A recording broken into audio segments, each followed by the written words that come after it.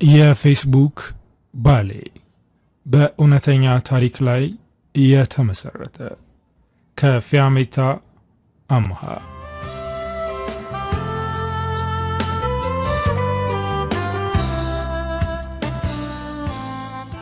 ፍቅርንና መወደድን እንዲሁም መፈለግን የምሻ ሴት ነኝ።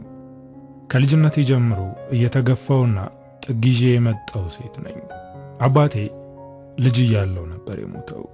እናቴ ደግሞ የአባቴ 40 እንኳን ሳይወጣ ነበር ባል ያገባችው። በዚህ ምክንያት እናቴ የሰው መዘባበቻ ሆነች። የእሷ ድርጊት የኔንም ሕይወት በጠበጠው። የዛች የተረገመች ሴት ልጅ ስለሆንሽ አንቺም እንደሷን የምትሆኚው ይሉኝ ነበር። እንጀራ አባቴ ጥሩ አልነበረም። ብዙ ነገሮችን አድርጎኛል።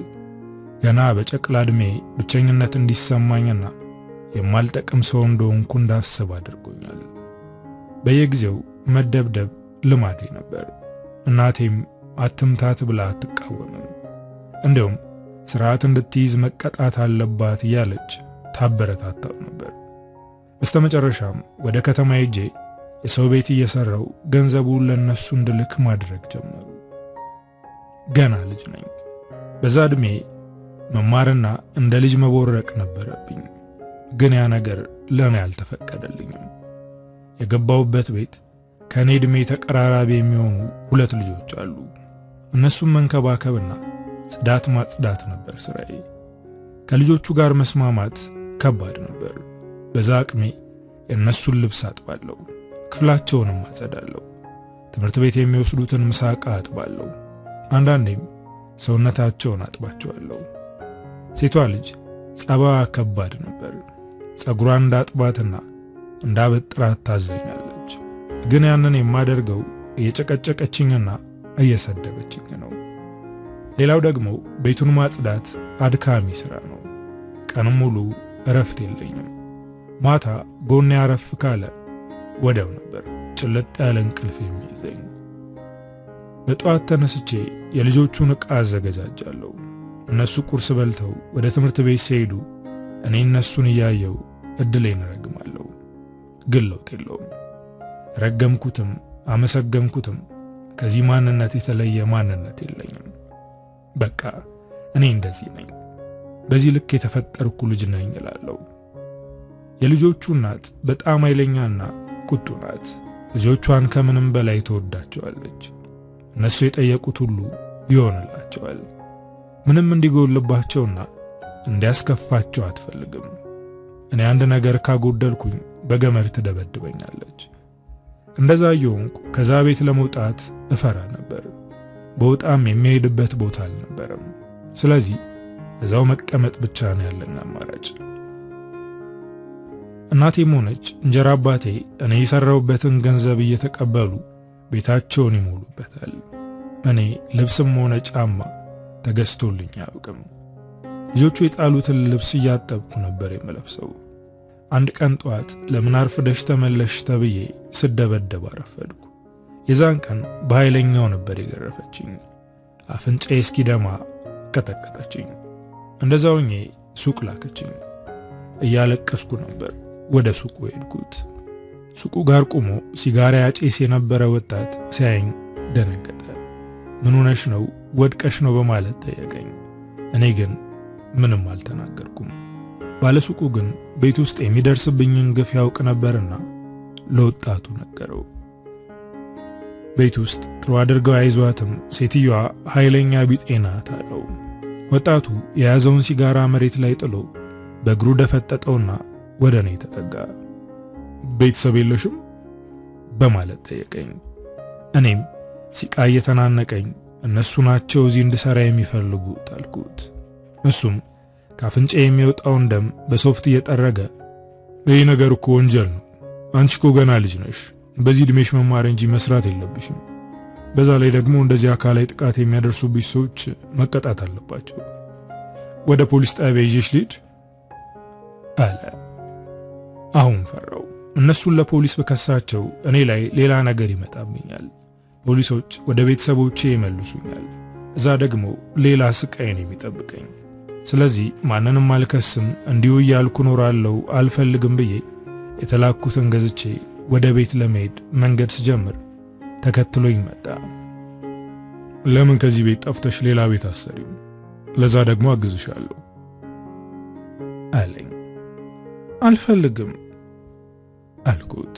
እሱ ግን አሁንም ተስፋ አልቆረጠም። ከፈለግሽኝ በየትኛውም ሰዓት እዚሁ ሱቅ ጋር ታገኘኛለሽ ብሎኝ ተመለሰ። ስቆይባት ወጣ የግቢው በር ላይ ቁማ እያየችኝ ነበር። ይሄ ጎረምሳ ማን ነው? አንቺ ልጅ የማታመጭብኝ መዘዝ የለም እኮ በማለት እየገፋች ወደ ውስጥ አስገባችኝ። የዛን ቀን የተመታሁትን መቼም አልረሳውም። ራሴን እስክስት ነበር የመታችኝ። ይሄ ነገር እየባሰብኝ ሄደ። ሱቅ ስሄድ ያንን ወጣት አገኘዋለሁ። እናም እሱ ሊያናግረኝ ይሞክራል።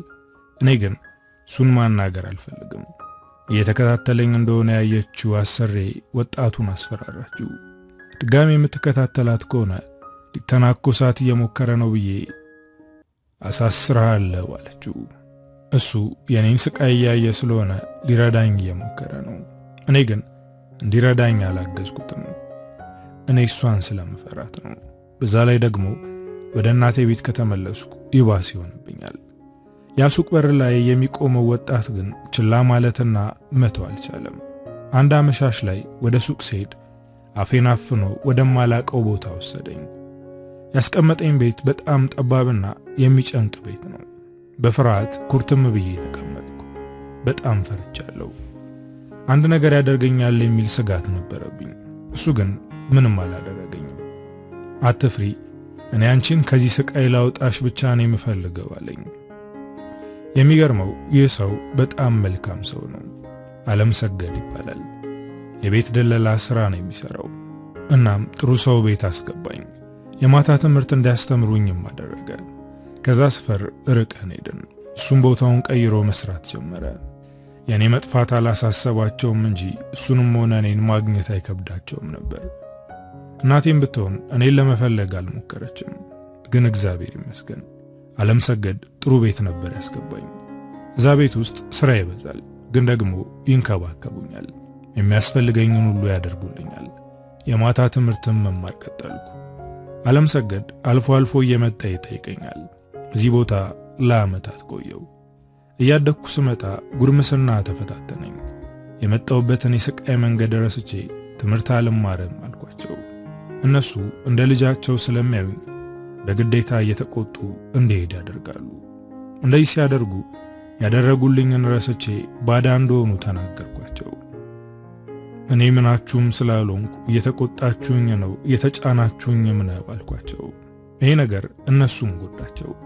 እስከዛሬ እንደ ልጃችን አይተንሽ የፈለግሽውን አሟልተን አስተምረንሻል። አሁንም ጸባይሽን አስተካክለሽ ትምህርትሽን እንድትማሪ ብቻ ነው የምንፈልገው። አይሆንም ካልሽ ግን ልናባረርሽ እንገደዳለን አሉ። ማንነቴንና ያደረጉልኝን ረሳው። የበላውበትን ውጪ ሰበርኩ። እንደውም እናንተ አታስፈልጉኝም አልኳቸው። አለምሰገድን ጠርተው ከአቅማችን በላይ ሆናለች፣ ስለዚህ አደራ የሰጠህን አንተ ነህ፣ ይኸው አደራህን እንመልስልህ አሉት። አለምሰገድ ቢለምነኝ እኔ ግን በጭራሽ አልፈልግም አልኩት። ለዓመታት ከኖርኩበት ቤት ወጥቼ ወደ አለምሰገድ ቤት ሄድኩኝ። አለምሰገድ በጣም እያመመው ነው። የሳምባ ችግር እንዳለበት ተነግሮታል። እሱ ግን አሁንም ያጨሳል፣ ይጠጣል። ከጎኑ ሰው የለም። ቤተሰብም ሆነ ፍቅረኛ ወይም ልጅ ማንም የለውም። በጣም ያሳዝናል። እኔን ጥሩ ቦታ ለማስገባት ይሯሯጣል። ከሆቴል ያመጣውን ምግብ አብረን እየበላን ነበር። እናም እኔ መብላቴን አቁሜ እሱን ነው የማየው። ለምንድን ነው እንደዚህ የምታፈጭብኝ? ምን ነው ምግቡ አልተመቸሽም እንዴ? አለ። ለምንድን ነው ያልተቆጣኸኝ? ለዓመታት ከነበርኩበት ቤት ያለ ምክንያት መውጣቴ ለምን አላናደደም? አልኩት። ያልተመቸሽ ነገር ቢኖር ነው እንጂ ያለ ምክንያት ለመውጣት አትፈልጊም ነበር አለኝ። የተናገረው ነገር እንድጸጸት አደረገኝ። እኔ ከዛ ቤት እንደወጣ ያደረገኝ ጉርምስናዬና ጥጋብ ነው እንጂ እሱ እንዳሰበው ያልተመቸኝ ነገር ስላለ አልነበረም። አንገቴን አቀርቅሬ ቆይ ለምንድን ነው ለኔ ጥሩ ሰው ይሆንክልኝ? እኔን ትፈልገኛለህ እንዴ? አልኩት። የኔና የሱ ግንኙነት መስመሩ ወደ ሌላ የሚሄድ መስሎኝ። እኔ እንደ ታናሽ እህቴ ነኝ የማይሽ። ከአንቺ የምፈልገው ምንም ነገር የለም አለ። የገዛ ቤተሰቦቼ ለኔ ግድ የላቸውም እና ይሄ የማያውቀኝ ሰውዬ ለምንድን ነው እያገዘኝ ያለው ብዬ ማሰብ ጀመርኩኝ። አንድ ሰው ያለ ምክንያት ለምን ጥሩ ነገር ያደርጋል? ይሄ የኔ አስተሳሰብ ነበር።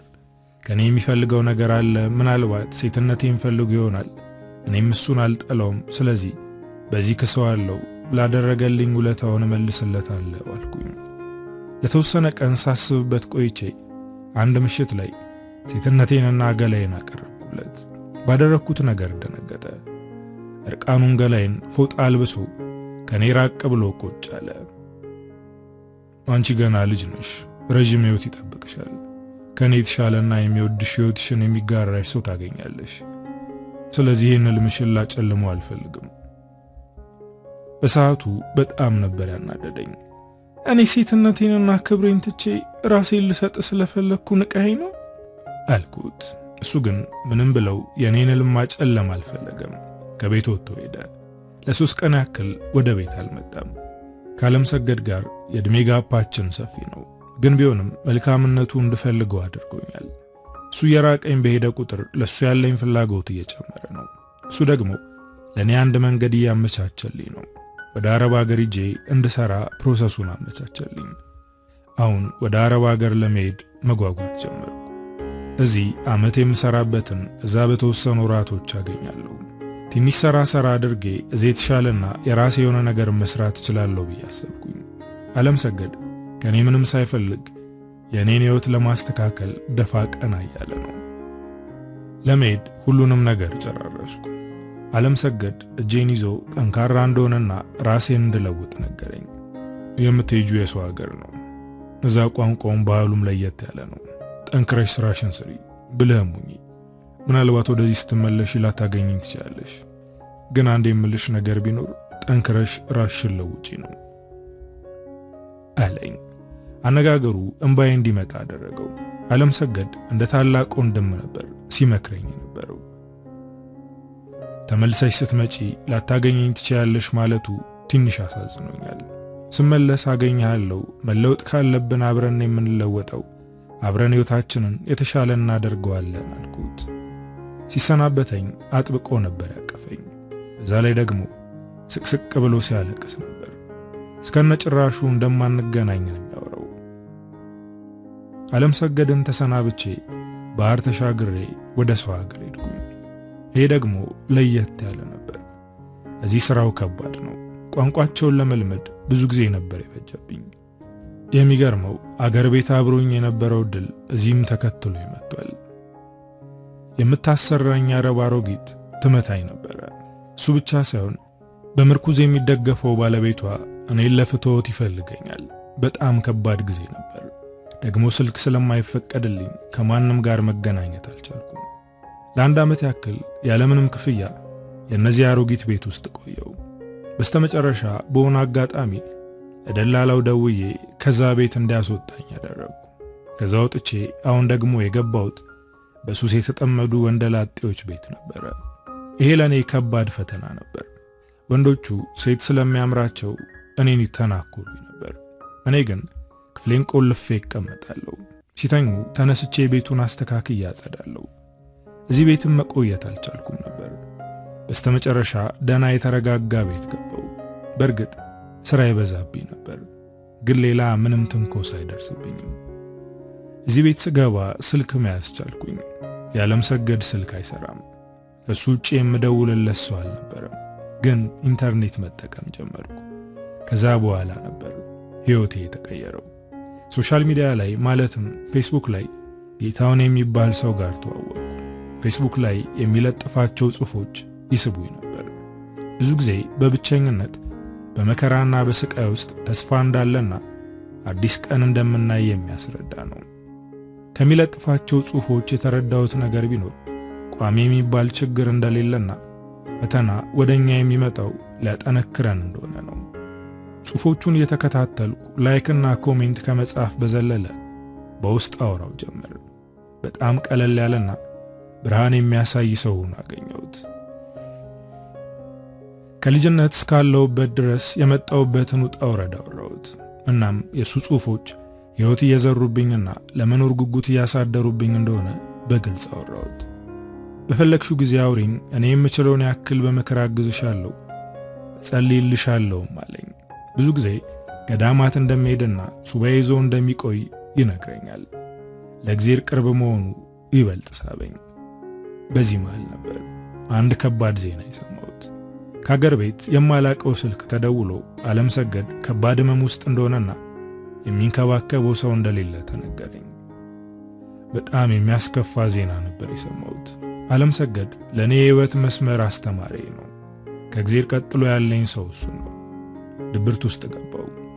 ወደ አገር ቤት ሄጄ አይቼውና የሚንከባከበው ሰው ቀጥሬ ለመመለስ አሰብኩ።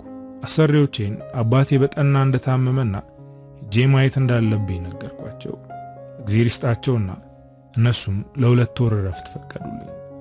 መፍቀድ ብቻ ሳይሆን ደርሼ የምመለስበትን ትኬት እነሱ ነበሩ የከፈሉልኝ።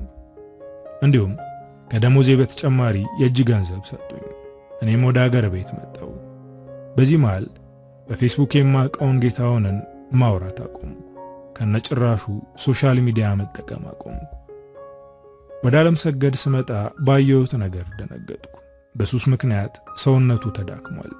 በጣም የሚያስፈራ ሁኔታ ውስጥ ነበር። ሲያየኝ ተቆጣ። እኔ እንድትመጪ ሳይሆን ማወቅ ስለነበረብሽ ነው እንዲነግሩሽ ያደረግኩት አለ። መምጣቴ ጥሩ ነው። ለ2 ወር እኔ እንከባከብሃለሁ፣ ከዛ የምትንከባከብህን ሴት እቀጥራለሁ አልኩት። አንገቱን አቀርቅሮ አንቺ እንድትቸገር አልፈልግም፣ እኔ እንደሆንኩ በቁሜ የሞትኩ ሰው ነኝ አለ። ይህን ሱስ እስካላቆምክ ድረስ ገና ትሰቃያለህ አልኩት።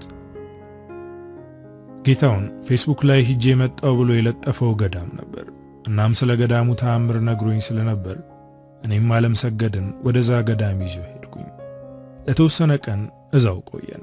ጸበልም አጸበልኩት። በመመለሻችን ቀን አንድ ነገር አለኝ። አንቺ ለኔ የተፈጠርሽ ሴት እንደሆንሽ ይሰማኛል። ምናልባት ከዚህ ሱስ ወጥቼ ጤናዬ ከተመለሰ ያንቺና የኔ ግንኙነት መልኩን ይለውጣል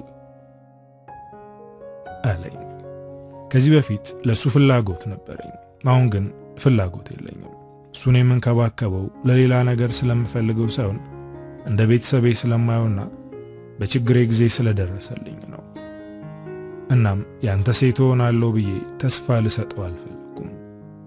አንተና እኔ እንደ እህትና ወንድም እንደጋገፋለን እንጂ እንደ ባልና ሚስት መሆን አንችልም አልኩት። ዓለምሰገድ አንገቱን አቀረቀረ። ይህን ሐሳብ በማሰቡ የተጸጸተ ይመስላል። ግን ውስጡ ላይ የተፈጠረውን ጥያቄ ከመጠየቅ ወደ ኋላ አላለም። ግን ለምንድን ነው የጠላሽኝ? አውቃለሁ እኔ ሱሰኛና በሽተኛ ነኝ። ግን ከሱስ ለመውጣትና ራሴን ለመንከባከብ ዝግጁ ነኝ። እና ለምን ከኔ ጋር መሆን አስጠላሽ? አለ። ወደ አረብ ሀገር ከመሄዴ በፊት ይህን ነገር ቢጠይቀኝ አይኔን ሳላሽ ነበር የሱ ሴት የምሆነው። አሁን ግን ከሱ ጋር መሆንና የሱ ሴት መሆን አልፈልግም። ይህን ሐሳቤን ምን እንዳስቀየረኝ አላውቅም።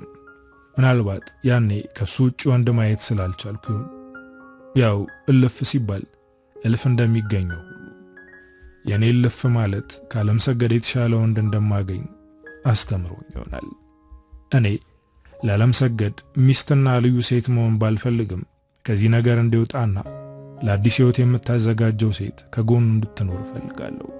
ያቺን ሴት ቀስ በቀስ እፈልግለታለሁ። አሁን የሚቀድመውና አንገብጋቢው ጉዳይ እኔ ስመለስ እሱን የሚንከባከብ ሰው ማግኘት ነው። ከገዳም እንደተመለስን ወደ ደላላ ቤት ሄድኩኝ። የደላላው ቤት በሴቶች ተሞልቷል። ብሶታቸውን የሚያወሩ ደሞዛቸው ያልተከፈላቸው ሩርተኞችና ገና የዚህን የሥራ ዓለም ያላዩ አዲስ ሰራተኞች አሉ። እንደኔውና ዓለምሰገድን የምትንከባከብ ሴት በአይኔ መፈለግ ጀመርኩ። ግን አይኔ ውስጥ የገባች ሴት የለችም። ደላላው ወደ እኔ ቀረብ በማለት ምን ፈልገሽ ነው የኔ እህት በማለት ጠየቀኝ። እኔም የምፈልጋትን ሴት በአይኔ እያማተርኩ ወንድሜን የምትንከባከብ ሴት ፈልጌ ነው አልኩት። ዓለምሰገድን ወንድሜ ስለው እንግዳ ስሜት ነበር የተሰማኝ። ደላላው ወደ አንዲት ቅብጥብጥ ወጣት ዞር በማለት ጠራት። እሷም መታ ፊት ለፊት ቆመች። ከዚህ በፊት ልጆችን መንከባከብ ላይ ነበር የሰራችው። በጣም ጎበዝ ናት አለኝ። ወንድሜ ልጅ አይደለም ትልቅ ሰው ነው ስለው ልጅቷ እንዳልተመቸችኝ የገባው ደላላ እሺ አንቺ የመረጥሻት ሴት አለች አለ። ወደ በሩ ዞር ስል እኔ የምፈልጋት ሴት ስትገባ አየኋት። ፈገግ በማለት አዎ አሁን የገባችው ወጣት ጥሩ ትመስላለች አልኩት። እሱም ከት ብሎ እየሳቀ ለወንድምሽ የምትንከባከበው ነው ወይስ ሚስት ነው የምትፈልጊለት አለ። እውነትም ያስብላል። ምክንያቱም ልጅቷ በጣም ቆንጆና የተረጋጋች ደርባባ ሴት ናት። ደላላው በእጁ ነይ ብሎ ጠቀሳት። እሷም ወደኛ በመምጣት ሰላም አለችን። አንቺ በቃ በየሳምንቱ ነው እንደ ቤት የምትቀይሪው? ደግሞ ምን አድርገውሽ ነው ጥለሽ ወጣሽው ሲል ጠየቃት። እሷም በመሰላቸት አሁንም አባወራው ገላይን ተመኘ አለችው። ይቺ ልጅ ውብና ማራኪ በመሆኗ ስራዋ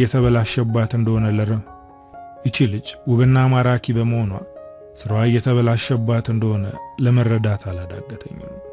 እናም አለምሰገድ ጋር እንዲተዋወቁ ፈለጉ። ምናልባት ይወዳት ይሆናል። እሷም ብትሆን ልትወደው ትችላለች። አለምሰገድ ቅንና መልካም ስለሆነ እሱን የምትጠላ ሴት አትኖርም። ከደላላው ጋር ተነጋግረን ይዣት ሄድኩኝ። ወደ ቤት ይዣት ስገባ አለምሰገድ ቅር እንዳለው ከፊቱ ማወቅ ቻልኩኝ። ግን ግዴታ ሰው ስለሚያስፈልገው ፍላጎቱን አልጠየቅኩትም። ትዝታ ትባላለች። ከዛሬ ጀምሮ የምትንከባከበ እሷ ናት አልኩት። እሱም ደረቅ ፈገግታ አሳያት። ከልቡ እንዳልሆነ በደንብ ያስታውቅ ነበር። መመለሻዬ እስኪደርስ አንዳንድ ነገሮችን አሳየዋት። የመመለሻዬ ቀን አለምሰገድ በጣም አዝኖ ነበር ያወራኝ። እኔ ያኔ ወደ አረብ ሀገር ከመሄድሽ በፊት ፍላጎት ስታሳይኝ አልፈልግሽም ያልኩሽ ገና ልጅ ስለነበርሽና በራሴ ላይ ተስፋ ቆርጬ ስለነበር ነው። አሁን ግን ላንቺ ፍላጎት አለኝ። እባክሽ የማታውቂው ሀገር ሄደሽ የሰው ፊት አይግረፍሽ። ሚስቴ ሆኚና አብረን እንኑር፣ አብረን ሰርተን እንለወጥ አለ። እኔ ግን አሁን ከሱ ጋር መሆን አልፈልግም። በእኔ ተስፋ መቁረጥ አለብህ፣ እኔ እህትህ ነኝ አልኩት። አለምሰገድን በዚህ ተሰናብቼ ተመልሼ ወደ አረብ ሀገር ሄድኩኝ። ተመልሼ ስራዬን መስራት ስጀምር በፌስቡክ አወራው የነበረውን ጌታውንን ማውራት ጀመርኩ። በመጥፋቴ ተጨንቆ እንደነበር ነገረኝ። መጨነቁን ሲነግረኝ ይህን ያክል የሚጨነቅልኝ ሰው አለ እንዴ ብዬ አሰብኩኝ። ከጌታውን ጋር ያለን ግንኙነት ከቀን ወደ ቀን እየጨመረ ሄደ። ከሱ ጋር ካላወራው በጣም እጨነቃለሁ። በቪዲዮ ካላወራኝ ቀኑን ሙሉ ድብርት ውስጥ ገባለሁ። ቀስ በቀስ ግንኙነታችን አደገ። ልቤ ለመጀመሪያ ጊዜ ለሱ ተከፈተ። ያኔ አለምሰገድን ሳስቸግረው የነበረውን ሳስብ ምኑኜ ነው ለማላፈቅረው ሰው እንደዛ ይሆንኩ ትላለሁ። አሁን ጥልቅ ፍቅር ውስጥ ነኝ። በእጄ ባልዳስሰውም ወይም ባልስመውም አብሮኝ ያለ ያክል ነው የሚሰማኝ። እሱም ከኔ ፍቅር እንደያዘው ነገረኝ። ጌታውን ለፍቅር የተፈጠረ የፍቅር ሰው መሆኑን ማየት ጀመርኩ። ለእኔ የሚሰማውን ስሜት ለመግለጽ የሚጠቀማቸው ቃላቶችና አረፍተ ነገሮች ልቤን ያቀልጠዋል። አሁን ለሱ ያለኝ ፍላጎት ጨምሯል። አብሬው መሆን እፈልጋለሁ። አብረን እንድንኖር እንድንጋባና ልጆች እንዲኖሩን አልማለሁ። አሁን ግን ከኔ ርቆ ነው ያለው። ባንዴ ከንፌ ወደሱ መሄድ እመኛለሁ። እሺ ቀጣይ ምንድነው የምናደርገው? እኔ ያለሁት የሰው ሀገር ነው፣ አንተ ሀገር ቤት ነህ። እንዴት ነው ህይወት የምንመሰርተው አልኩት። እሱም በረጅሙ ተንፍሶ ወደዚህ ተመልሰሽ ነይና ከቤተሰቦቼ ጋር ላስተዋውቅሽ፣ ቀለበትም እንሰር፣ ከዛ አስፈላጊ ከሆነ ተመልሰሽ ትሄጃለሽ።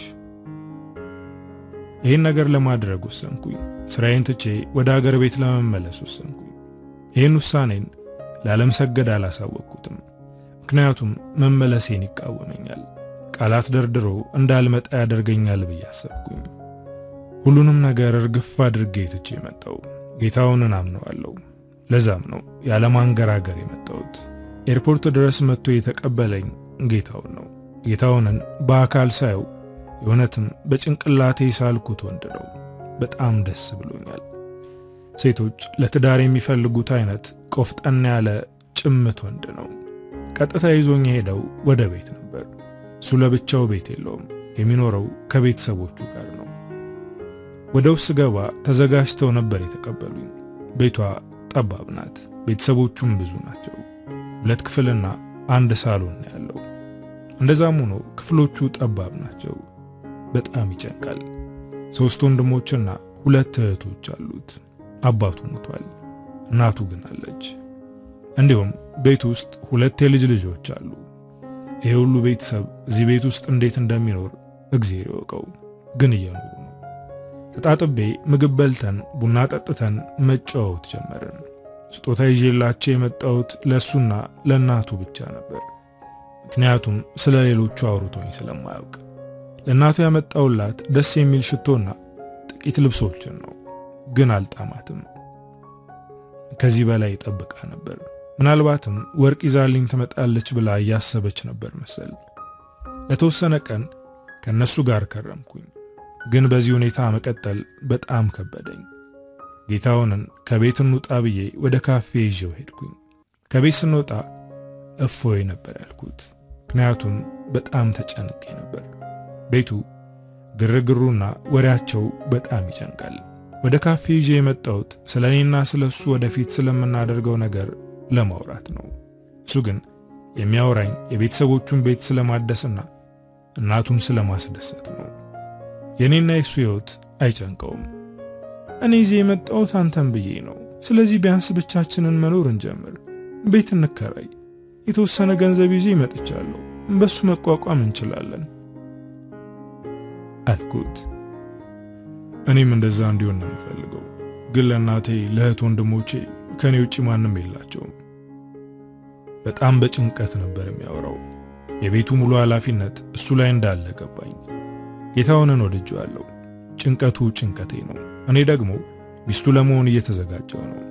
ስለዚህ ይህን ጭንቀቱን እጋራዋለሁ፣ መፍትሄ እፈልግለታለሁ። እሺ የቤተሰቦችን ቤት ማደስ እንችላለን፣ ከዛ የራሳችንን ሕይወት እንጀምራለን አልኩት። በፈገግታ ያየኝ እንዴት አድርገን አለ። የቤቱ እድሳት ባለኝ ገንዘብ ይጀመር፣ እኔ ተመልሼ ወደ አረብ ሀገር እሄዳለሁ፣ ከዛ ቤቱ እስኪታደስ እሰራለሁ፣ ለኛ መቋቋም የሚሆን የተወሰነ ይዛለሁ፣ ከዛ አንተና እኔ ደስተኛ ሕይወት እንጀምራለን አልኩት። አይኖቹ በደስታ በሩ። አቅፎ ግንባሬን ሳመኝ። ጭንቀቴን አቀለልሽልኝ፣ በጣም አፈቅርሻለሁ። ይህን ሐሳብ ለቤተሰቦቹ ሲነግራቸው ደስ አላቸው። ሁሉም መስራት የሚችሉ ሰዎች ናቸው፣ ግን ስራ አይወዱም። በወንድማቸው ጫንቃ ተንጠልጥለው መኖር ነው የሚፈልጉት። እኔ ይህንን የማደርገው ለነሱ ሳይሆን ለምወደው ጌታውን ብዬ ነው። ለዓለም ሰገድ አገር ቤት መግባቴን ሳልነግረው አሁን ደግሞ ተመልሼ ልሄድ ነው። ይህን ለሱ መናገር አልፈልግም፣ ምክንያቱም ይቆጣኛል፣ እንደ ሞኝ ይቆጥረኛል። ስለዚህ ባልናገር እመርጣለሁ። ተመልሼ ወደ አረብ ሀገር ሄድኩኝ። እዛ ስደርስ ለዓለም ሰገድ ደወልኩለት። ምን ሁኔታ ላይ እንዳለና ምን እንደሚያስፈልገው ጠየቅኩት። የሚገርመው በምስጋና ነበር ንግግሩን የጀመረው። ባንቺ ምክንያት እንደገና የተወለድኩ ያክል እየተሰማኝ ነው። ሙሉ ለሙሉ ከሱ ሰጥቻለሁ። ደህና ስራ አግኝቼ እየሰራው ነው። የሚገርምሽ እንድትንከባከበኝ ያመጣሻት ትዝታ ለኔ የተለየች ሴት ናት። ሁለታችንም ፍቅር ውስጥ ነን። እናም ለሷም ስራ አግኝቼላት እየሰራች ነው። በቅርቡ ለሰርጋችን ትመጫለሽ አለኝ። ደነገጥኩ። ለምን እንደደነገጥኩ አላውቅም፣ ግን ቅር አለኝ። ዓለም ሰገድ ሌላ ሴት ወደደ። ከዚህ በኋላ እኔን የሚያግዘኛል መስልሻለኝ። ለኔ ትኩረት አይሰጠኝም አልኩኝ። ግን ይሄ ሐሳብ የተሳሳተ ነው። ቅናት ነው ወይስ ሌላ ነገር? የሚሰማኝን ስሜት ማወቅ ከበደኝ። ወደው ወደ ራሴ ለመመለስ ሞከርኩ። እኔና ዓለም ሰገድ እህትና ወንድም ነን። ይህን ቀድሜ ያልኩት እኔ ነኝ። አሁን እኔ ትልቅ ዓላማ ያለኝ ሴት ነኝ። ሰርቼ የጌታውንን ቤተሰቦች ቤት አድሳለሁ። ከዛም ከሱ ጋር ሕይወት መሰረታለሁ። ስለዚህ ጠንክሬ መስራት ይኖርብኛል አልኩኝ። እየሰራው መላክ ጀመርኩ። የቤቱ እድሳት ከተጀመረ ቆይቷል። አሁን ወደ ማገባደዱ ላይ ነው። ቶሎ ቤቱን ጨርሼ ለኛ መቋቋም የሚሆን ገንዘብ መያዝ አለብኝ። በዚህ መሃል አንድ የማላቀው ስልክ ተደወለልኝ። የምታወራኝ ሴት ናት። ናርዶስ እባላለሁ፣ እኔ ጌታውን አብሮ አደግ ፍቅረኛው ነኝ አለችኝ። ከት ብዬ በመሳቅ ፍቅረኛውም እጮኛውም እኔ ነኝ አልኳት። እኔና እሱ መካከል ክፍተት ሊኖር ይችላል፣ ግን በመካከላችን ያለው ክፍተት ብዙም ሳይቆይ ይሞላል። አንቺን የያዘሽ እኔን ለማናደድና የእናቱን ቤት ማደስ ስለፈለገ እንጂ ስለወደደሽ አይደለም አለችኝ። እኔ በጌታውን እተማመናለሁ፣ ግን አነጋገሯ በጣም ስላናደደኝ እሷ ላይ ስልክ ዘግቼ ለሱ ደወልኩለት። ስልኩን እንዳነሳው ናርዶስ ማናት ብዬ ነበር የጠየቅኩት።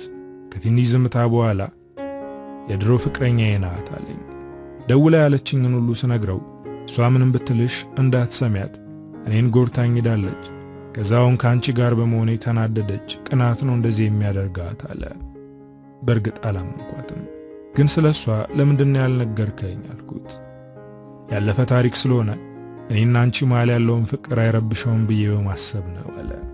ከዛ በኋላ ናርዶስ በተደጋጋሚ ትደውል ነበር። እኔ ግን እሷን መስማት አልፈልግም። የእሷን ስልክ ብቻ ሳይሆን የማላነሳው ያለምሰገድንም ነበር። አለምሰገድ ለምን እንደዘጋሁትና ለምን እንደራኩት የማውቀው ነገር የለም፣ ግን ከሱ እየራኩ ነው።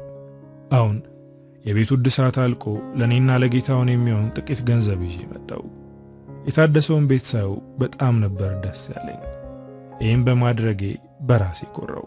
እነሱም ጥሩ አቀባበል አደረጉልኝ። ግን አሁንም የጌታውን እናትና እህቶቹ እኔን የወደዱኝ አይመስሉም። እኔ እነሱ ማድረግ ያልቻሉትን አድርጌያለሁ። ከዚህ በኋላ የራሴን ሕይወት ማስተካከል ነው ያለብኝ።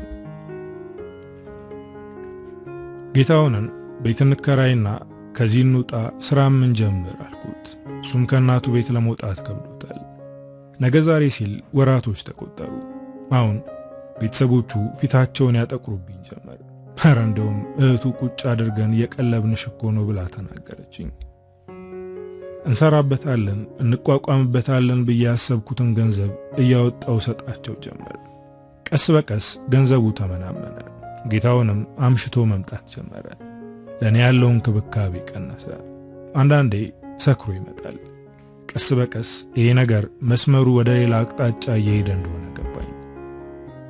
ከዚህ በላይ እዚህ ቤት መቆየት አልችልም። ከዚህ እንውጣና የራሳችንን ኑሮ እንኑር አልኩት። እሱ ግን አሁንም ችላ እያለ ነው። አንድ ቀን አንዲት ቆንጆ ወጣት ወደ ቤት መጣች። የመጣችው ምሳ ሰዓት አካባቢ ነበር። ጌታውን ቤት ውስጥ አልነበረም። እናቱና እህቶቹ ብቻ ነበሩ። ምሳ በልተን ቡና ለመጠጣት ቁጭ ብለን እያለ ነበር የመጣችው። ወጣቷ ደስ የምትልና ደም ግባት ያላት ናት። ጥፍ ዝርግት ብለው እያስተናገዷት ነው። መጀመሪያ ዘመዳቸው መስላኝ ነበር፣ ግን ወሬዋ ሁሉ ከጌታውን ጋር የተገናኘ ሲሆንብኝ ግራ ተጋብቼ ማነሽ አልኳት። የጌታውን እናት ልክ እንደ ልጃቸው እጇን ይዘው በፈገግታ እያዩት ናርዲ የጌታውን አብሮ አደግና ፍቅረኛው ነበረች። ይህን ስሰማ ደነገጥኩ። እኔ አረብ ሀገር እያለሁ የደወልሽልኝ ናርዶስ ነሽ አልኳት። በጣም እንደደነገጥኩ በደንብ ያስታውቅ ነበር። አዎ ደውዬልሽ ነበር አለችኝ። ድፍረቷና ንቀቷ በጣም ያናድዳል። እና አሁን እዚህ ምን ልትሰሪ መጣሽ ስል ጠየቅኳት። በዚህ ንግግሬ ከሷ ይልቅ የጌታውን ቤተሰቦች ናቸው የተናደዱብኝ። ናርዲ ቤተሰባችን ናት፣ እንወዳታለን፣ ቤታችን ቤቷ ነው። አይደለም አልፎ አልፎ መምጣት ይቅርና እዚህ መታ ብትኖር ቅሬታ የለብንም። እንደውም ዛሬ እዚህ የምታድረው አሉ። ምን አይነት ሰዎች ናችሁ? እኔ እዚህ ያለው እንደዚህ ማድረግ ተገቢ ነው? ይህኔ እናትየዋ ወደ እኔ ያየች ጠቋሚ ጣቷን እኔ ላይ ቀስራ ይሄን ቤት ስላደሽ የራስሽ እንዳይመስልሽ፣ ይሄ ቤተኛ እንጂ አንቺ አይደለም። አርፈሽ ጸባይሽን አሳምረሽ የማትቀመጪ ከሆነ ከዚህ ቤት መንቅሬን የማስወጣሽ አለችኝ። ተነስቼ ወደ ውጭ ወጣሁ። ውስጤ ላይ ያለው ልህ ተናነቀኝ። ስቅስቅ ብዬ አለቀስኩ። እኔ ውጭ ቁጭ ብዬ እነሱ ድምጻቸውን ከፍ አድርገው ሲሳሳቁ ይሰማኛል። ጌታውን ተመልሶ እስኪመጣ በር ላይ ቁጭ ብዬ ጠበቅኩት። ሲመጣ ሩጬ እቅፉ ውስጥ ገባው። እያለቀስኩ ስለነበር ግራ ተጋባ። ለምንድነው የምታለቅሽው ብሎ ጠየቀኝ። እኔም የሆነውን አንድ በአንድ ነገርኩት። ጌታውን እጄን ይዞ ወደ ውስጥ አስገባኝ። ስንገባ ናርዶስ ከተቀመጠችበት ተነስታ ጌችዬ መጣ አለችው። እሱም ፊት አልሰጣትም። እናቱን እማዬ አንዴ ላናግርሽ ብሎ ወደ ጓዳ ይዟት ገባ። ከትንሽ ደቂቃ በኋላ ተመልሰው ወጡ። ጌታውን እናቱ ያደረገችውን ነገር ስለማይደግፍ ይቺን ሴት ከቤተሰብ እንደሚያስወጣት እርግጠኛ ነበሩ። ግን እንደዛ አላደረገም። ወደ እኔ ያየ የኔ ፍቅር ለተወሰነ ጊዜ እኔና አንቺ አልጋ ይዘን እንቆያለን። ናርዶስ ወደ ቤቷ ስትመለስ አንቺና እኔ ወደ ቤታችን ተመልሰን እንመጣለን አለ። በጣም ነበር የደነገጥኩት። ይሄ ደግሞ ምንድነው?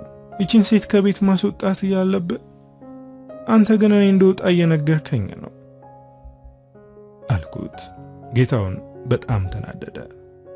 እኔ በጣም ደክሞኛል። ጭቅጭቅ ሳይሆን እረፍት ነው የምፈልገው። ብታቂው ጥሩ ድል ነበር የሰጠውሽ። አንቺ ግን የማይገባሽ ጥሬ ስለሆንሽ ሐሳቤን ቀይሬያለሁ። አልጋ እንይዝም፣ እዚሁ እንሆናለን ብሎኝ ወደ ጓዳ ገባ። ሁሉም እኔን እያዩ መሳቅ ጀመሩ። እሱን ተከትዬ ገባው። እንዴት ነው የምታናግረኝ? እንዴት በእነሱ ፊት እንደዚህ አይነት ንግግር ትናገራለህ? አንቺ ራስሽ ማን ስለሆንሽ ነው እንደዚህ የመናገር ድፍረት ያለሽ? በማለት በጥፊ መታኝ። ከዛ በኋላ አንድም ቃል አልተነፈስኩም። በዝምታ አየሁት። በመማታቱ ተጸጽቶ ይሆን ወይም ደግሞ ጭቅጭቅ ሰልችቶት ባላውቅም በንዴት ከቤት ወጥቶ ሄደ። ቁጭ ብዬ ማልቀስ ጀመርኩ። ሕይወቴ እንደዚህ እንደሚጓዝ አስቤው አላውቅም። ለጌታውንና ለቤተሰቦቹ ብዙ ሆኛለሁ። እነሱ ግን ያንን መረዳት አልቻሉም። እያለቀስኩ ያለ እናቱ ወደ እኔ መጣች። ከጎኔ ቁጭ በማለት እኔ ሴት ነኝ፣ ሴት ልጆችም አሉኝ። ስለዚህ አንቺ ላይ እንደዚህ ሲሆን ዝም አልልም፣ እውነታውን ነግርሻለሁ አለች። የምን እውነታ እንደሆነ አላውቅም፣ ግን ለመስማት ጓጓው። ናርድዬ ልጄን በሆዷ ይዛለች። ስለዚህ ከዚህ ቤት አትወጣም። የልጅ ልጄ ከአባትና ከእናቱ ጋር እንዲያድግ ነው የምፈልገው አለች። መብረቅ የመታኝ ያክል ነበር የተሰማኝ። ምላሴ የተሳሰረ፣ የምናገረው ጠፋብኝ። የጌታውን እናት ሁሉንም ነገር ትቼ ከዚህ እንደሄድ እየነገረችኝ ነው። ከራሴ ጋር አልነበርኩም። ናርዶስን አንቄ መግደል ፈለኩ። በፍጥነት ወደሷ ሄድኩ። እንደ ነብር ዘልዬ አንገቷን አነኳት። ይቺ ሴት ሕይወቴን እያበላሸችው ነው ብዬ ደምድሜያለሁ። የጌታውን ስህተት ሳይሆን የናርዶስ ጥፋት ነው የታየኝ። ሁሉም እኔ ላይ ተረባረቡብኝ። እሷን ካስለቀቁኝ በኋላ እኔን ይደበድቡኝ ጀመር። እየጮኩ እንዲያቆሙ ብነግራቸውም እነሱ ማቆም አልቻሉም። በሰዓቱ በጣም ከባድ ሁኔታ ላይ ነበርኩ። ወለሉ ላይ ወድቄ ሲረባረቡብኝ ለራሴ አዘንኩ። ማንም የሌላት ብቸኛ ሴት እንደሆንኩ ተሰማኝ። ስጩህ የሰሙት ጎረቤቶች መጥተው ገላገሉኝ። እኔን ወደ ጓዳ አስገብተው የደማውን አፍንጫዬን ጠረጉልኝ። ጎረቤቶቹ ነገሩን አበረዱት። እኔ ጓዳ ሆኜ የጌታውን እናት ስትናገር ይሰማኛል።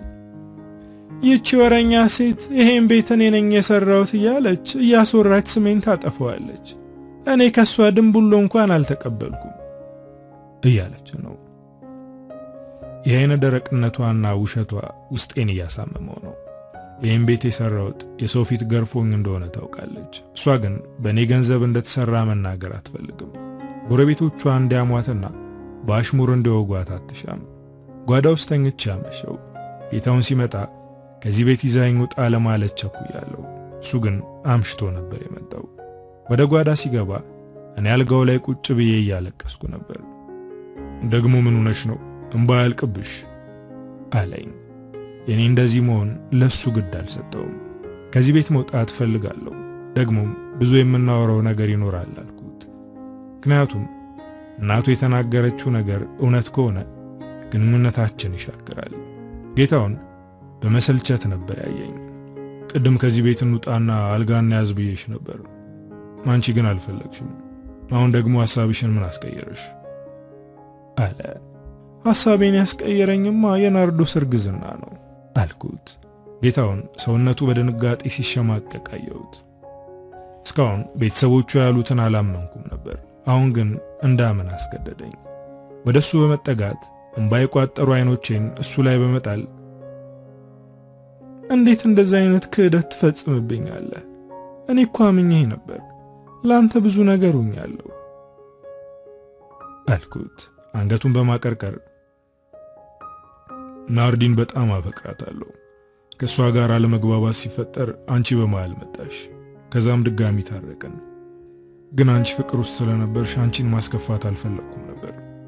ናርዲ ካንቺ ጋር እንድለያይ ቀነ ገደብ ሰጠችኝ። ግን አንቺን ማባረር አልቻልኩም። በዚህ ምክንያት ድጋሚ ተጣላን። አሁን እርጉዝ መሆኗን አወቅኩ እና ምን ማድረግ ነበረብኝ አለ። ጌታውንን ከልቤ አፍቅሬዋለሁ። ከሱ ጋር መለያየት አልፈልግም። የሰው ልጅ ስተት ይሰራል እና ይቅርታ እንዳደርግለት ልቤ ይጎተጉተኛል። ለዚህ ፍቅር ብዙ ነገር ከፍዬበታለሁ። ያደረከው ነገር ከባድ ቢሆንም ይቅር ብያለሁ። ልጅህ ልጄ ነው፣ እቀበለዋለሁ። ግን አሁን ከዚህ ቤት እንውጣና ብቻችንን መኖር እንጀምር አልኩት። በውሳኔ ደነገጠ፣ ግራም ተጋባ። እቺ ሴት ጤነኛ አይደለችም፣ ጤነኛ ብትሆን ፊቴ ላይ ተፍታብኝ ትሄድ ነበር እያለ እንደሚያስብ አውቃለሁ። ግን ለፍቅር መሸነፍ እንደማሸነፍ ይቆጠራል። እግዚአብሔር እንኳን እየተፉበት እየገረፉት እየሰቀሉት ይቅር ብሏቸዋል። እና እኔ ማን ነኝ? ለምንድነውና ለማፈቅረው ወንድ ይቅርታ ማድረጌ ምኑ ላይ ነው ችግሩ? አፍጥጦ እያየኝ ነው። እኔም አይግረም ስለማፈቅር ነው ይቅር ያልኩ አልኩት። የዛን ምሽት ልብሳችንን ሰብስበን ለመውጣት ተዘጋጀን። እናቱ ወደኛ በመምጣት የት ለመሄድ ነው ብላ ጠየቀችን። ከዚህ በኋላ እዚህ መኖር አንችልም፣ ከዚህ ወተን ቤታችን መኖር እንጀምራለን አልኳት። የጌታውን እናት በንዴት ጋለች። ልጄን የታባሽ ልትወስጁ ነው? በጭራሽ ልጄ የትም አይሄድም አለች። እህቶቹም ወንድሞቹም ወደኛ መጡ። ናርዶስም ቁማ እያየች ነበር። እሷን ሳይ ደም ይፈላ። እዚህ ቤት መኖር አንችልም፣ እንወጣለን አልኩኝ። እህት ወንድሞቹ ከዚህ ቤት አትወጣም፣ ከፈለገች እሷ መሄድ ትችላለች አሉ። እናታቸውም በሩ ላይ በመተኛት እኔን ረግጠህ ከሄድክ ከዚህ በኋላ ልጅ አይደለህም አለችው። ይቺ ሴት ጥሩና መልካም እናት ብትሆን አዝንላት ነበር፣ ግን አይደለችም። አሁን ጌታውን ምርጫ ውስጥ ገባ። በአንድ በኩል እኔ ከዚህ ቤት እንውጣ እያልኩት ነው፣ በሌላ በኩል ደግሞ ቤተሰቦቹ እንዳይወጣ እየነገሩት ነው። እዚህ ምርጫ ውስጥ እንዲገባ አልፈለኩም ነበር፣ ምክንያቱም ቤተሰብ ለምርጫ የሚቀርብ አይደለም። ግን ደግሞ በዚህ ሰዓት ይሄን ረስቼዋለሁ። በተለይ ናርዶስን ሳይ እንደ እብድ ያደርገኛል። አከብርሻለሁ፣ ብዙ ነገር አድርገሽልኛል፣ ግን ደግሞ ከቤተሰቦቼ ላስበልጥሽ አልችልም። እንዲያውም ብንለያይ የተሻለ ነው። የሚወለደው ልጅ በእንጀራ እናት ወይም በእንጀራ አባት እንዲወለድ አልፈልግም አለ። ይህን ስሰማ ነበር ወሽመጤ የተቆረጠው። የጌታውን ልብ ከኔ ጋር አልነበረም። እኔ ብቻዬን ነው ስወርዳ የነበረው ማለት ነው። ቆይ ምን አይነት ክህደት ነው? ገንዘቤንና ጊዜን አባክኖብኛል እኮ። ወደ ጌታውን ጠጋ በማለት ጊዜንና ገንዘቤን እንዴት ነው የምትከፍለኝ አልኩት። ይሄ ሂደት ነው፣ የህይወት አንደኛው ክፍል ነው። አንቺና እኔ አብረን የምናረጅ መስለን ነበር፣ ግን አልሆነም። አንቺ በጣም ስለምትወጂኝ በገንዘብ አገሽኝ፣ እኔ ደግሞ ጊዜን ሰጠውሽ። ስለዚህ ተጣጥቷል አለ። በጣም ከባድና የሚሰብር ንግግር ነበር። ለዚህ ሰው ነበር ይሄን ሁሉ መስዋዕትነት የከፈልኩት በማለት ራሴን እንደወቅስ አደረገኝ። እና አልፈልግሽም እያልከኝ ነው ስለው እሱም አየር ወደ ውስጥ ስቦ መልሶ እያወጣው አዎ፣ ከዚህ በኋላ አብረን መሆን አንችልም። በማይሆን ነገር መቋሰል ይብቃን። እኔ ባንቺ ታስሬ የተቀመጥኩ ያክል እየተሰማኝ ነው። ስለዚህ ነፃነት ፈልጋለሁ። አሁን መሄድ ትችላለሽ፣ ወይም ስለመሸ ነገ መሄድ ትችላለሽ አለ። እኔ ግን ከዚህ ሰዓት በኋላ እዚህ ቤት መቆየት አልፈለኩም። በዛ ጨለማ ከቤት ስወጣ ጌታውን ከቤተሰቦቹ ጋር ሆኖ ከማየት ውጪ ምንም ያደረገው ነገር አልነበረም። እዛው አቅራቢያ ያለ ቦታ አልጋ ይዤ አደርኩ። በዚህ ሰዓት ነበር ዓለም ሰገድ ትዝ ያለኝ። ወደሱ ደወልኩለት። በጣም ነበር የደነገጠው። ወደ አገር ቤት መምጣቴን ስነግረው እንዴት ቀድመሽ አልነገርሽኝም? እቀበልሽ ነበር እኮ አለ። ቤት በመጣ ቅሪ ይልሃል እንዴ አልኩት። በዚህ ጥያቄ በጣም ተናደደ። ቤቴ ቤትሽ ነው፣ አንቺ እኮ እህቴ ነሽ አለኝ። ቤት እንደቀየረ ነገረኝ። በምልክት ሲነግረኝ እኔም ወደዛው ሄድኩኝ። ስደውልለት ገና ዛሬ መምጣቴ መስሎት ነበር። ሲያየኝ ግን ደነገጠ። ምን ሆነሽ ነው እንደዚህ የተጎሳቆልሽው አለኝ። ቤት ስገባ ትዝታ ሕፃን ልጅ አቅፋ ቁጭ ብላለች። ቤታቸው ሙሉ ነው። ዓለምሰገድን ሳየው ሌላ ሰው መስሎኝ ነበር። በጣም ተቀይሯል። ትዝታና ዓለምሰገድ ልጅ ወልደዋል። ያኔ እንድትንከባከበው ሳመጣት እንደማይፈልግ ነግሮኝ ነበር። ግን አሁን የሱ ሴት ሆናለች። ሕይወት ሁልጊዜም ሰርፕራይዝ ታደርገናለች። እኔም አንገቴን አቀርቅሬ የተፈጠረውን ሁሉ ነገርኩት። በእኔ የሚናደድ መስሎኝ ነበር፣ ግን አልተናደደም። በጣም አዘነብኝ። ምን አለ ይህን ሁሉ ከማድረግሽ በፊት ብታማክሪ አለ። እኔም እሱም ባለማማከሬ ተቆጨው። ዓለምሰገድ እንደተለመደው ድጋፍ ሆነ። ከዚህ በኋላ እንድታዝኝና እንድትተክዥ አልፈልግም። አዲስ ሕይወት ትጀምሪያለሽ። ሥራ ፈልግልሻለሁ። ደህና ሥራ እስክታገኝ ድረስ እዚሁ ከኛ ጋር ትኖሪያለሽ አለ። ይህ ሰው ሁልጊዜም ቢሆን ለእኔ መልካምና ጥሩ ነገር ነው የሚያስበው። ትዝታም ጥሩ ሴት ናት። ባልና ሚስት ከአንድ ወንዝ ይቀዳሉ የሚባለው እውነት ነው። እኔን ለማስደሰትና ካለውበት ድብርት ልታስወጣኝ ትሞክራለች። ዓለምሰገድ አሁን የልጅ አባት ነው። እሱን ማስቸገር ከበደኝ። እሱ ግን ለእኔ በሚያደርገው ነገር ደስተኛ ነው።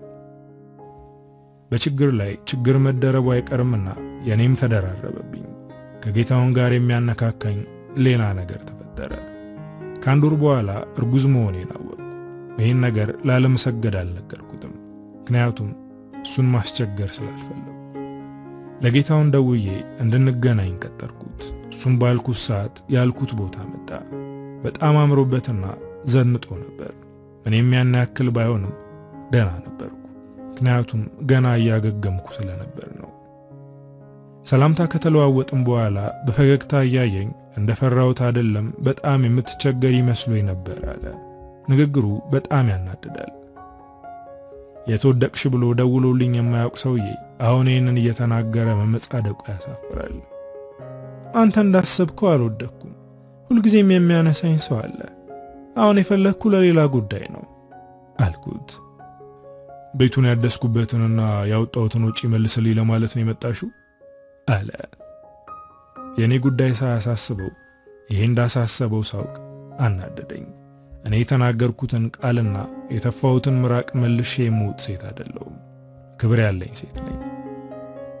የመጣሁት ለሌላ ጉዳይ ነው። አሁን እርጉዝ መሆኔን አውቄያለሁ።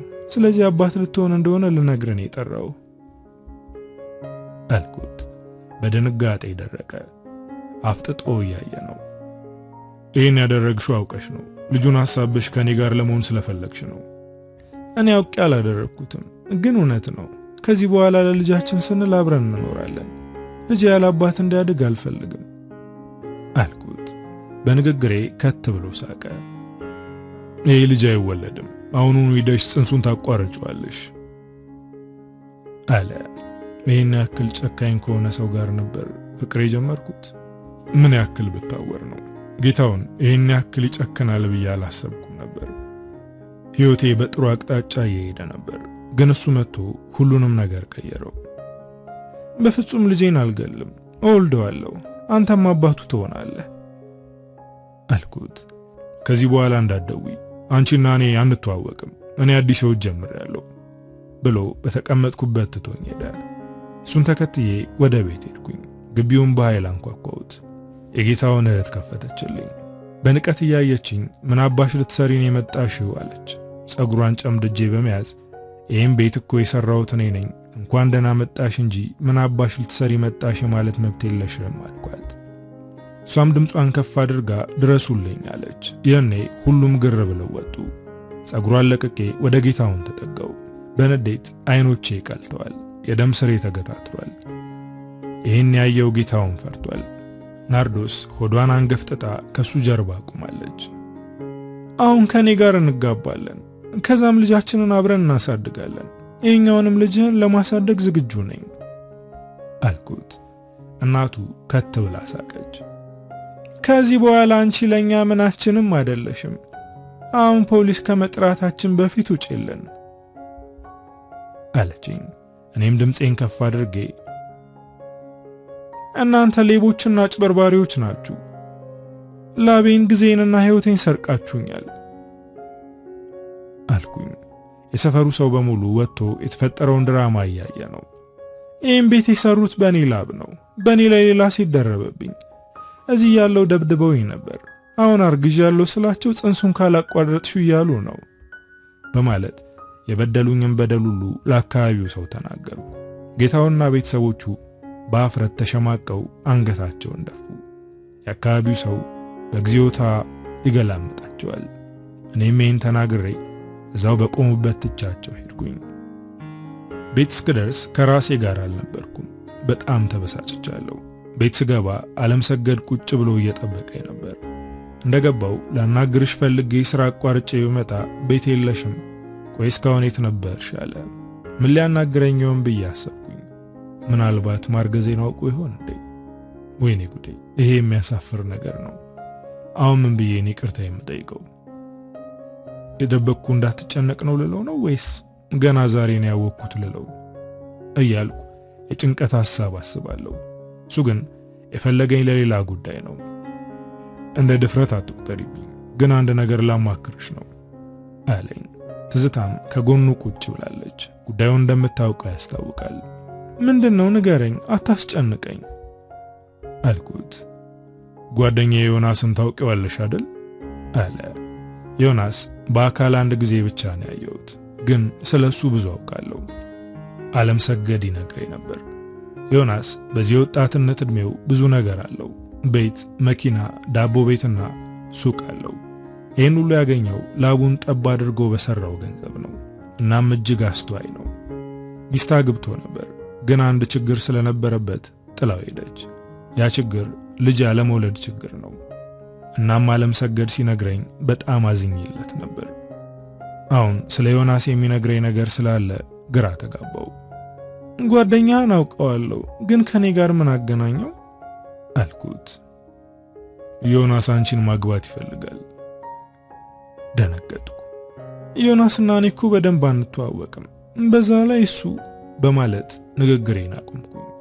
ዓለምሰገድ አንገቱን አቀርቅሮ አዎ እሱ መውለድ አይችልም፣ እኔም አይሆንም ብየው ነበር፣ ግን ማሳደግ እንችላለን፣ አይሆንም ከማለት በፊት እሷን አማክራት አለኝ አለ። ወደ ዓለምሰገድ ጠጋ በማለት እጁን ያስኩት።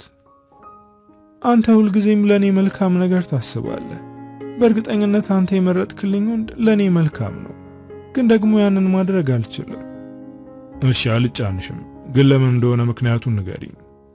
እኔም ተደብቆ የማይቀረውን ምክንያቴን ነገርኩት። አርግዣለሁ አልኩት። ደነገጠ። እንዴት ቀድመሽ አላሳወቅሽኝም? አሁን ባልጠይቅሽ መቼ ልትነግሪኝ ነበር ያሰብሽው አለ። ይህን የሚለኝ ለኔ ተጨንቆ እንደሆነ ስለማውቅ እጁን ይዤ አረጋጋሁት። እንዳትጨነቅ ስላሰብኩ ነው ያልነገርኩ አልኩት። ለጌታው እንደነገርኩትና እሱና ቤተሰቡም ያሉኝን ነገርኩት። ከዚህ በኋላ ተመልሰሽ እንዳትሄጂ፣ ልጁን ማሳደግ አይከብደንም፣ ግን ልጁን ያላባት እንዳያድግ ከፈለግሽ ዮናስን አግቢው፣ በእርግጠኝነት ይህንን ሲያውቅ በደስታ ይቀበልሻል አለ።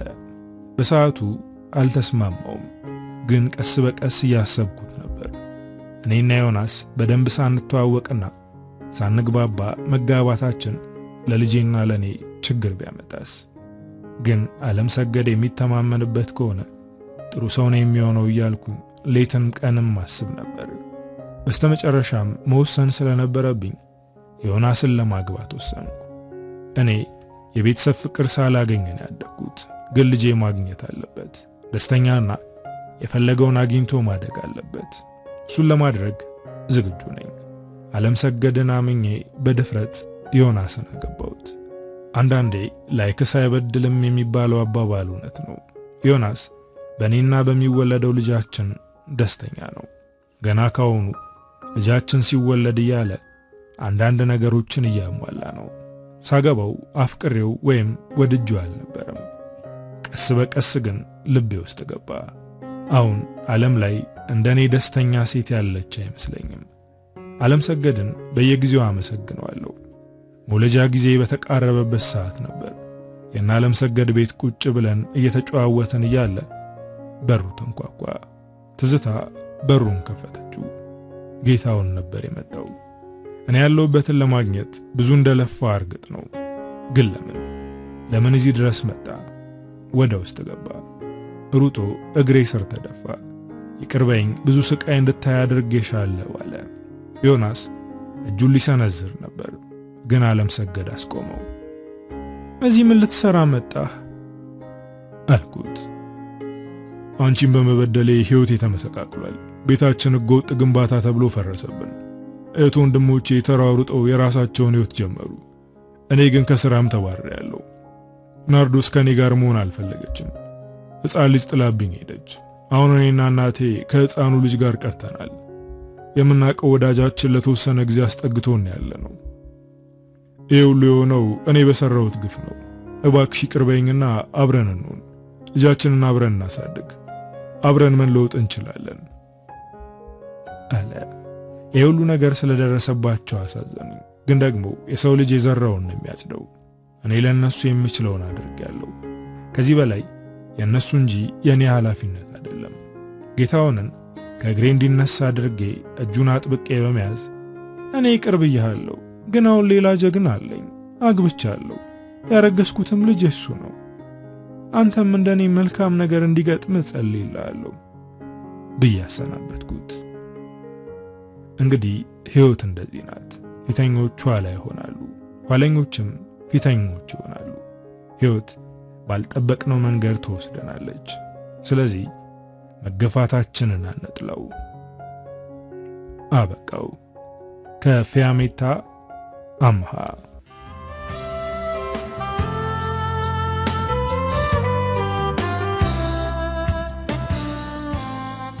እንግዲህ ዶቼ ለዛሬ ይዤላችሁ የመጣሁት ታሪክ የሰማችሁትን ይመስላል። ታሪኩን እንደወደዳችሁ ተስፋ አደርጋለሁ። ሐሳብ አስተያየታችሁን ጻፉልኝ። በቀጣይ በሌላ ስራ እስክንገናኝ ሀገራችንን ሰላም ያደርግልን። ቻው።